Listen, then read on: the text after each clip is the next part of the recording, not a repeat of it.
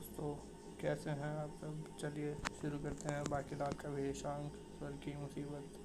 बाकीलाल और स्वर की मुसीबत। शिव के वरदान के कारण बाकीलाल जिस व्यक्ति का भी बुरा करता था उसका भला हो जाता था, साथ ही बाकी को भी उसका कुछ लाभ अवश्य हो जाता था। लेकिन बाकीलाल की एक महान इच्छा थी कि वह किसी देश का राजा बने। इसके लिए उसने कई तिकड़म भी लगाए, लेकिन हर बार पासा उल्टा ही पड़ता और आज सिंहासन उसके आते आते रह जाता। एक दिन लगता है, इस जन्म में मेरे नसीब में राजा बनना नहीं लिखा है।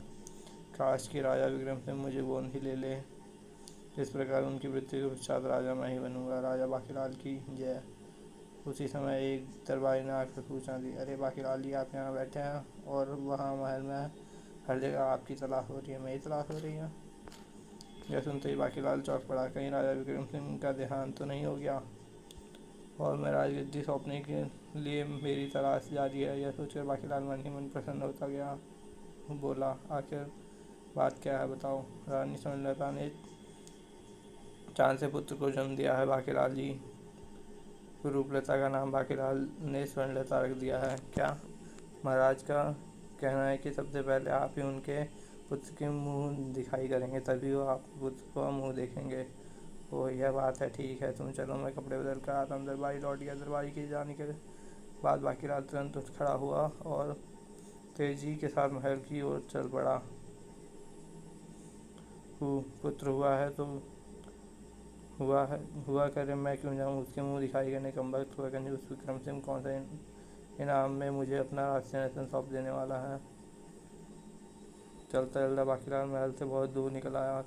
एक ही आस थी कि एक दिन शायद राजा विक्रम सिंह मुझे ही अपना पुत्र मानकर राजगद्दी मुझे सौंप देगा, किंतु अब तो आज भी टूट गई। अब तो मेरा जीना व्यर्थ है। मुझे जीवित रहने का कोई अधिकार नहीं। अब मर ही जाना चाहिए। अब मुझे आत्महत्या कर लेनी चाहिए। और बाकीलाल का वह एक वाक्य यमराज के दरबार में गूंज उठा, मुझे आत्महत्या कर लेनी चाहिए। आत्महत्या?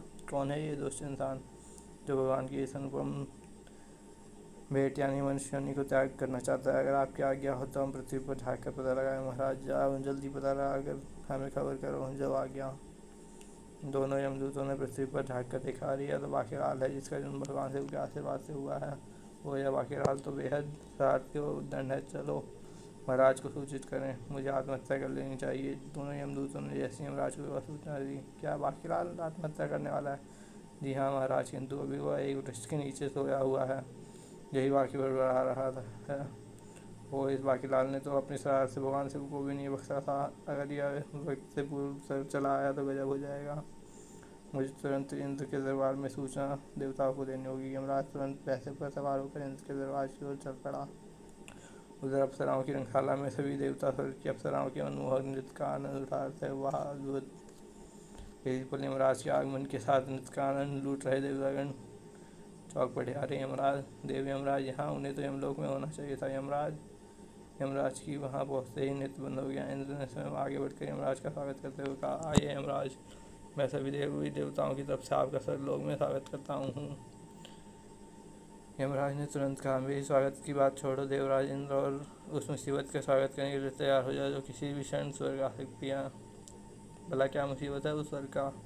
मुसीबत ऐसा पूछा देवता ने गंभीर होकर पूछा। पवन देवता ने गंभीर होकर पूछा, यमराज कृपा कर खुले शब्दों में वर्णन कीजिए कि मुसीबत से आपका क्या तात्पर्य है। यमराज ने बाकीलाल के विषय में बताने के साथ ही कहा, बाकीलाल ने धरती पर किए तो पाप ही हैं, किंतु उनके कारण कई व्यक्तियों का भला हुआ है। अतः नियम अनुसार उसकी मृत्यु के पश्चात मैं उसे स्वर्ग में भेजने के लिए बाध्य रहूँगा। और अगर बाकीलाल जैसे शरारती और उद्दंड इंसान स्वर्ग में आ गया तो हमें स्वर्ग से उड़कर भी भागना पड़ सकता है। यह तो बेहद चिंता का विषय है। क्या? यमराज की बात सुनते ही देवताओं में खलबली मच गई। अग्नि देवता ने कहा, लेकिन अब हमें क्या करना चाहिए?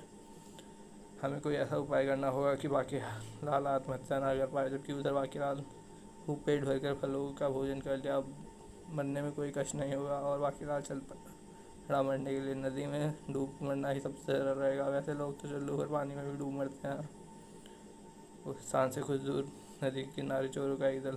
चोरी तो हमने कर ली, लेकिन इतने धन को छुपाए कहाँ? सुना है यहाँ का राजा विक्रम सिंह चोरों और अपराधियों को कड़े से कड़े दंड देता है। अगर राजा के सैनिकों ने हमें इस धन के साथ पकड़ लिया तो लेने के धंधे बढ़ जाएंगे। सरदार, क्यों ना यह सारा धन पत्थर में बांध कर यहाँ नदी से फेंक दें? भले ठीक कहता है सरदार, और जब पकड़े जाने का संकट टल जाएगा तो हम यहाँ से धन निकाल लेंगे। वाह, यह तरकीब ठीक रहेगी। तो फिर देर कैसी, मैंने धन की पोटली बांध दी है। तुम सब मिलकर एक पोटली को बड़े पत्थर से बांध दो। कुछ ही देर में पोटली का एक बड़े पत्थर के साथ बांधकर नदी में लुढ़का दिया गया। आई क्या गई धन की पोटली पानी में।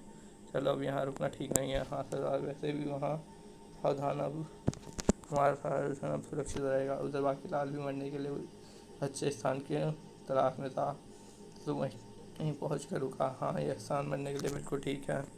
ओ भगवान, तू जीते जी मुझे राजा न बना सकेगा, लेकिन मरने के बाद भूत बनने से मुझे बचा लेना। भगवान आ रहा हूँ मैं, कहने के साथ बाकीलाल नदी में कूद गया। डुबुक डुबुक शीघ्र ही वह डूबता हुआ नदी के तल में जा पहुँचा। बस कुछ ही देर में मेरा बोलो राम हो जाएगा।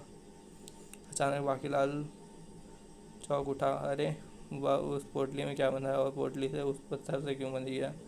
उत्सुकता बस बाकी उस पोटली के निकट जा पहुँचा, और तभी उसके मस्तिष्क में एक विचार घूमता, कहीं इस पोटली में हीरे पन्ने तो नहीं बंधे। अगर इतने हीरे पन्ने मेरे हाथ लग जाए तो मैं बड़े से बड़ा राज भी चुटकियों में खरीद सकता हूँ।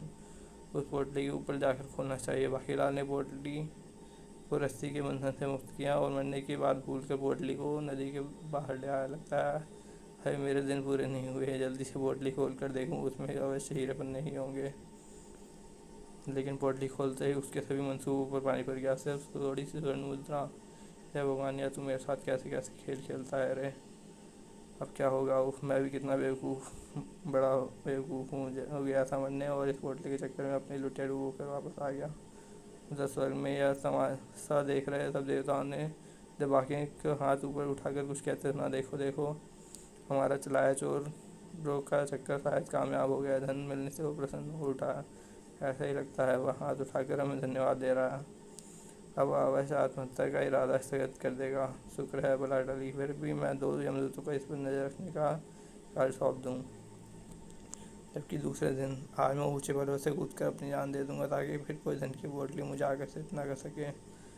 जैसी यह सूचना यमराज को मिली, क्या बाकीलाल फिर आत्महत्या करने के लिए पर्वत पर चढ़ा है। जी यमराज। यह सुनते ही यमराज वैसे पर चढ़कर तुरंत इंद्र के दरबार की ओर भाग गए। देवताओं को यह सूचना तुरंत देनी होगी। इंद्र के पास पहुंचकर यमराज ने सारा किस्सा कह सुनाया। तब अब एक ही उपाय है, बाकीलाल को किसी प्रकार यहाँ किसी दिन स्वर्ग में रखा जाए। हो सकता है हम आत्महत्या का विचार उसके मन से निकाल दें। ये उचित है, या कार्य शीघ्र ही होना चाहिए, अन्यथा बाकीलाल पर्वत से कूद कर जान दे देगा। यमराज, आप अपने 2 दूतों को इस कार्य पर लगा दीजिए। जो आगे देवराज इंद्र। उधर बाकीलाल पर्वत की चोटी पर जा पहुँचा था। यहाँ से नीचे कूदूंगा तो मेरी एक भी हड्डी पतली साबुत नहीं मिलेगी। मुझे पहले मरने से यहाँ स्थान चुनना चाहिए था, मरने के लिए स्थान चुनना चाहिए था। अगले ही बाकीलाल ने पर्वत की उस चोटी से छलांग लगा दी। पर्वत देवता, मुझे अपनी गोद में शरण दो। फिर इससे पहले कि बाकीलाल का शरीर धरती से टकराकर टुकड़े टुकड़े हो जाता, आ जाओ बेटा। बाकीलाल, हम तुम्हारी कब से इंतजार कर रहे थे। इतनी ऊंचाई से गिरने के बाद भी जब बाकी ने स्वयं को धरती से न टकराकर नरम जगह पर गिरते पाया। अरे यह क्या, यह मैं कहाँ बीच में अटक गया। यमदूतों ने उसे वुडन खटोले पर खड़ा कर दिया।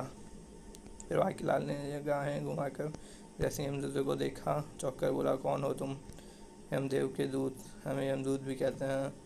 यह सुनते ही बाकीलाल प्रसन्नता से उछल पड़ा और बोला, इसका मतलब पर्वत से गिरने के बाद मैं सचमुच मरने में कामयाब हो गया हूँ। याहू, इसका मतलब तुम यमदूत मुझे लेकर यमराज के पास जा रहे हो, ये सही समझे। अगर इसे हकीकत बता दी तो यह अभी उड़न खटोले से कूद कर अपनी जान दे देगा। इस प्रकार बाकीलाल को लेकर उड़न खटोला स्वर्गलोक की ओर चल पड़ा। जब मैं जाकर भगवान से पूछूंगा उसने मेरी किस्मत अंधेरे में बैठकर क्यों लिखी। इंद्र की योजना अनुसार बाकी को यमराज के दरबार में उपस्थित किया गया। जी यमराज जी, क्या तुम ही बाकीलाल हो। यमराज ने अपने दूत को आदेश देते हुए कहा, बाकीलाल की जिंदगी और पाप और पुण्य का वही खाता निकालो, ताकि यह निश्चित किया जा सके कि बाकीलाल को स्वर्ग भेजना है या नर्क। जो आ गया। यमदूत ने बाकीलाल के पाप पुण्य का वही खाता निकाल के यमराज को सौंप दिया। लीजिए महाराज, यह रहा बाकी के पाप पुण्य का हिसाब किताब। ओ यमराज कुछ देर तक हिसाब किताब देखते रहे, फिर वही खाता बंद करते हुए बोले, बाकीलाल को स्वर्ग भेज दो। स्वर्ग? वाह, वहाँ तो इंद्र के दरबार की अप्सराएं भी होंगी। ये योजना अनुसार यमदूत बाकीलाल को स्वर्ग ले गए। उधर सभी देवता अपनी योजना को पर प्रसन्न थे। अग्नि देवता कह रहे थे, वाह देवराज इंद्र, योजना अनुसार बाकीलाल स्वयं को सचमुच मरा हुआ समझ रहा है। यमदूत उसे लेकर स्वर्गलोक की ओर ही आ रहे हैं। कुबेर देवता की बात सुनकर देवराज इंद्र मुस्कुराकर बोला, अभी जरा उसे कुछ दिन स्वर्ग की सैर कर लेने दो देवगण। मुझे उम्मीद है कि उसके दिन फिर जाने में फिर से जीने की इच्छा जाग उठेगी। ओ वे सभी देवतागण स्वर्ग में मेरे स्वागत करने के लिए खड़े हैं। इस प्रकार स्वर्ग में बांकीलाल के लिए दिन सुख चैन से गुजरने लगे। वह ऐसे स्वादिष्ट व्यंजन तो पृथ्वी पर हो ही नहीं सकते।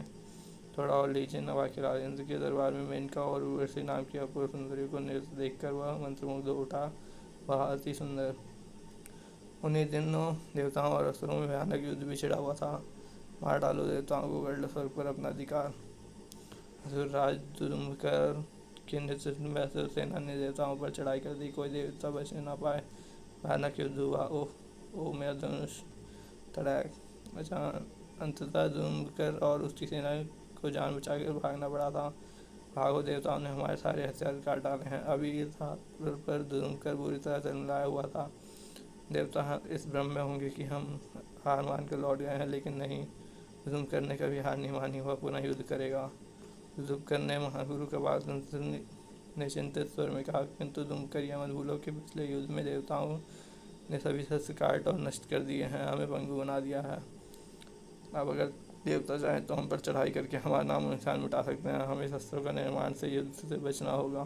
किंतु गुरुदेव, मैं अब और इंतजार नहीं कर सकता। मैं चुपके से देवताओं के शस्त्रागार से उनके सभी शस्त्र चुराऊंगा। हा हा हा। उधर धुम्कर अपनी योजना बना रहा था। उधर बांकीलाल अपनी कितना अच्छा होता अगर इंद्र का सिंहासन मेरे हाथ लग जाता। और जैसे उसकी पुकार भगवान ने सुन ली। एक दिन रंगशाला में आइए पवन देवता, स्वागत है आपका। कहिए क्या समाचार है। समाचार मिला है कि असुर धुम्कर पुनः युद्ध की तैयारी। असुरराज धुम्कर, ओ इसका मतलब युद्ध एक बार फिर होगा। पवन देवता, अभी हमें हर दल पर चौकस रहना होगा। न जाने कब धुम्कर आक्रमण कर बैठे और हमें उसका जवाब देना पड़े। जबकि उधर बांकीलाल कुछ और ही सोच रहा था। असुरराज धुम्कर की मदद करूं तो शायद प्रसन्न होकर असुरराज इंद्र को सिंहासन मुझे सौंप दें। अचानक बांकीलाल को सोचकर प्रसन्नता से उछल पड़ा। वो हमारा अगर ये तरकीब काम कर गई तो फिर धुम्कर मुझसे अवश्य प्रसन्न हो जाएगा। फिर उसी रात यही मौका है। सब तरफ गहरी खामोशी छाई हुई है। यही शस्त्रागार। आखिर इतने दिन स्वर्ग में रहकर मैंने जग तो नहीं मारी। चलो, यह भी अच्छा है कि स्वर्ग में किसी वस्तु की पहरेदारी नहीं की जाती। मेरा कार्य आसान हो गया। बांकीलाल ने शस्त्रागार में प्रवेश कर भीतर दरवाज़ा बंद कर लिया और जेब से लोहा काटने वाली एक आरी निकाली। इसी तेज धार से मैं थोड़ी देर में सारे शस्त्रों को इस हद तक काट दूंगा कि युद्ध में इनका इस्तेमाल किए जाते हैं ये शस्त्र टूट टूट कर बिखर जाएंगे। बांकीलाल तेजी से शस्त्र काटने में लग गया। अब आएगा युद्ध का असली मजा। एक एक कर वह सभी शस्त्रों को इस प्रकार से काटता गया कि एक नज़र में वो शस्त्र कटे हुए महसूस नहीं होते थे। भोर होने से पूर्व ही वो अपना कार्य समाप्त कर शस्त्रागार से बाहर निकल आया। हो गया काम। अब तो शीघ्र ही धुम्कर स्वर्ग पर आक्रमण कर दे, तभी बात बनेगी। उसी रात्रि के अंतिम प्रहर में धुम्कर अपने सेवकों के साथ देवताओं के रूप धरकर बड़ी मुश्किल से यहाँ पहुँचे हैं। जल्दी करो, कहीं देवताओं को हमारा भेद खुल गया तो लेने के देने पड़ जाएंगे। यह रहा शस्त्रागार। भीतर जाकर सभी शस्त्र बांध लो। फिर मैं अपने मंत्र शक्ति से उन सभी शस्त्रों को हवा में उड़ाकर ले जाऊंगा। जो आ गया। कुछ ही देर में जब सारे शस्त्र बन गए तो धुम्कर ने मन ही मन किसी मंत्र को पढ़ा। सारे शस्त्र शस्त्रागार से निकलकर धुम्कर के साथ आगे उड़ने लगे। अब देखूंगा कि इंद्र अपना सिंहासन को कल कैसे बचाता है। धुम्कर सारे शस्त्र उड़ा कर ले गया। हा हा हा हा। कल भोर होते ही स्वर्ग पर आक्रमण कर दूंगा। अगले दिन प्रातः राजा धुम्कर ने स्वर्ग पर आक्रमण कर दिया। कर लो कब्जा स्वर्ग पर। अब ये देवता हमारा कुछ नहीं बिगाड़ सकते। हा हा हा। यह सुनते ही स्वर्ग में खलबली मच गई। इंद्र व्याकुल हो उठा होकर क्या उठे। असुरों ने आक्रमण कर दिया। फिर आप लोग यहाँ क्यों खड़े हैं? जाइए, इनका मुकाबला कीजिए। मैं इस युद्ध में आप लोगों के साथ हूँ। हाँ हाँ, क्यों नहीं, युद्ध लड़ो बच्चों। ये तो मैं चाहता हूँ। तभी नाग देवता वासुकी नागर का युद्ध कैसे होगा? हमारे सारे शस्त्र चोरी हो गए हैं। क्या चोरी? हो लगता है धुम्कर ने ही वो शस्त्र चोरी किए हैं। अब क्या होगा? तभी वर्णदेव बोले, हमें विष्णु भगवान की शरण में चलना चाहिए। हो गई फिर गड़बड़। रे धुम्कर, ये तूने क्या किया रे? हाय, अब इसका भी समय नहीं है। असुर बेहद निकट आ चुके हैं। कुछ भी हो, युद्ध तो हमें लड़ना ही होगा। हम अपने सिद्ध व्यक्तियों से युद्ध लड़ेंगे। देवताओं ने सेना के साथ कूच किया। मजबूरन बांकीलाल को भी साथ देना पड़ा। अगर मेरी बाल खुल गई तो ये देवता लोग मुझे अवश्य ही नर्क भेज देंगे। उधर असुरों की सेना स्वर्गलोक दिखाई पड़ते ही बाणों की वर्षा के लिए तैयार हो गई। इस बाण वर्षा से स्वर्गलोक तहस नहस हो जाएगा, क्योंकि बाण छोड़ते ही कट कट कड़ा कट। अरे मेरा धनुष, अरे बाणों को क्या हुआ?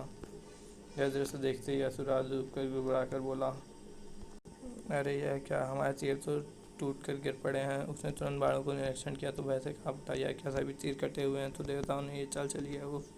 तभी स्वर्गलोक की ओर से तेज से उभरा उस शोर को सुनते ही डूब कर और घबरा गया। मारो मारो, असुरों को मार डालो, लगता है देवताओं को किसी ने आक्रमण देने आ रही है, अब तो भागने में बुलाई है। चलो दोस्तों, आज के लिए इतना ही। अब मिलेंगे नेक्स्ट पार्ट में। धन्यवाद।